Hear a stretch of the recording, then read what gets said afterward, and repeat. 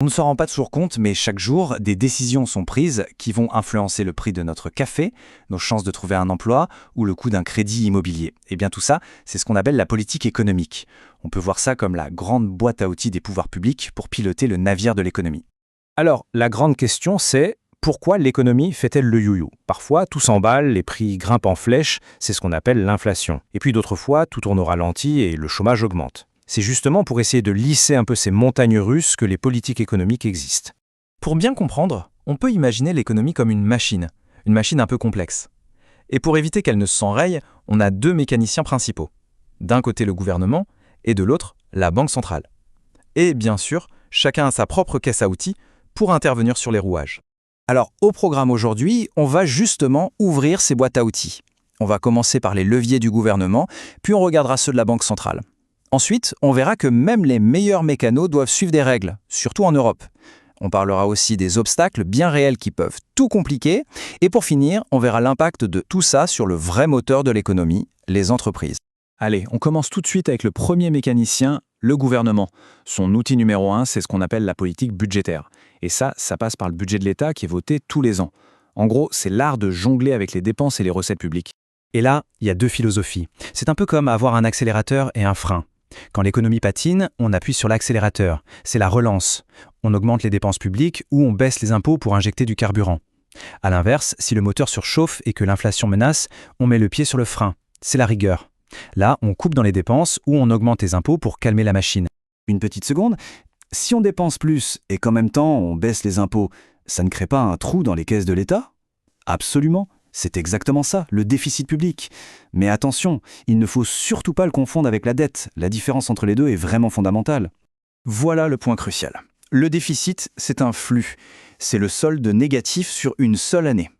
La dette, par contre, c'est un stock. C'est la somme de tous les déficits des années passées que l'État doit encore rembourser. Donc forcément, chaque nouveau déficit vient s'ajouter à la pile et fait gonfler le stock de la dette. Bon, on a pas mal parlé du gouvernement, changeons d'atelier et passons au deuxième mécanicien, la Banque centrale.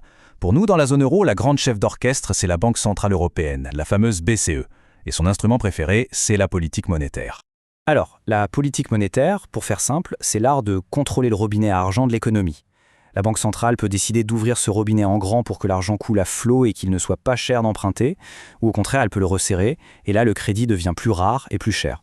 Et le mécanisme, c'est un véritable effet domino. Regardez. Étape 1, la BCE baisse son taux directeur. Du coup, étape 2, ça coûte moins cher aux banques commerciales de lui emprunter de l'argent. Ce qui nous amène à l'étape 3.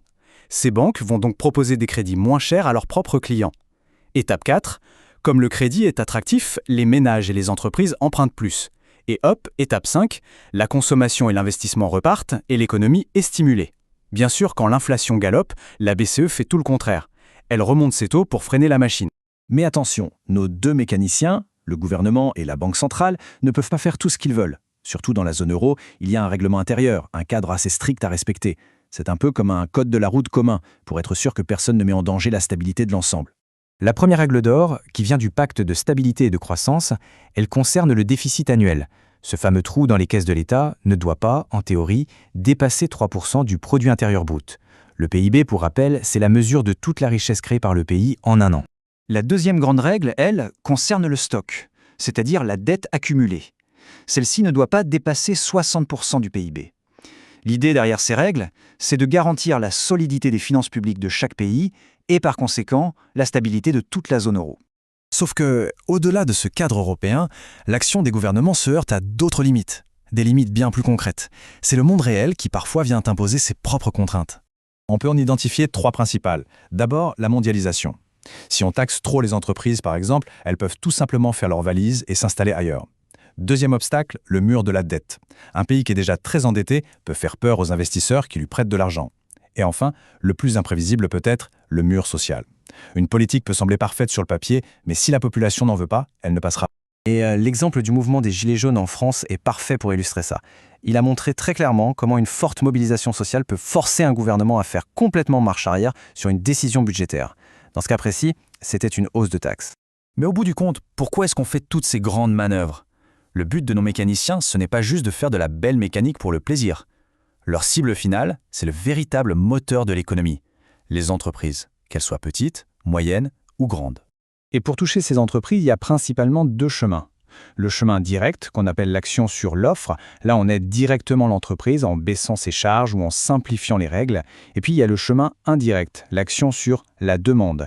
Ici on donne plus de pouvoir d'achat aux clients pour qu'ils aillent acheter les produits des entreprises. Prenons un exemple très concret d'action sur l'offre. Imaginez une baisse des impôts de production. Ça réduit directement les coûts pour une entreprise. Résultat, sa rentabilité et sa compétitivité s'améliorent. L'effet est immédiat et direct. Et maintenant, un exemple d'action sur la demande. Une augmentation des aides sociales ou une revalorisation du SMIC. Ça donne plus de pouvoir d'achat aux ménages. Et que vont-ils faire avec cet argent? Ils vont le dépenser, ce qui va remplir les carnets de commandes des entreprises. L'effet est cette fois indirect, mais il est tout aussi réel. Alors, au final, que faut-il faire? Stimuler la demande ou soutenir l'offre? Utiliser l'outil budgétaire ou le levier monétaire? Accélérer ou freiner? Comme on vient de le voir, la boîte à outils est bien remplie. Mais le véritable art de la politique économique, c'est un peu un numéro de funambule. Il faut choisir le bon outil, au bon moment, sans se faire déséquilibrer par les règles européennes, les marchés mondiaux ou la pression de la rue. C'est un exercice d'équilibriste permanent qui est et qui restera sans doute toujours au cœur du débat public.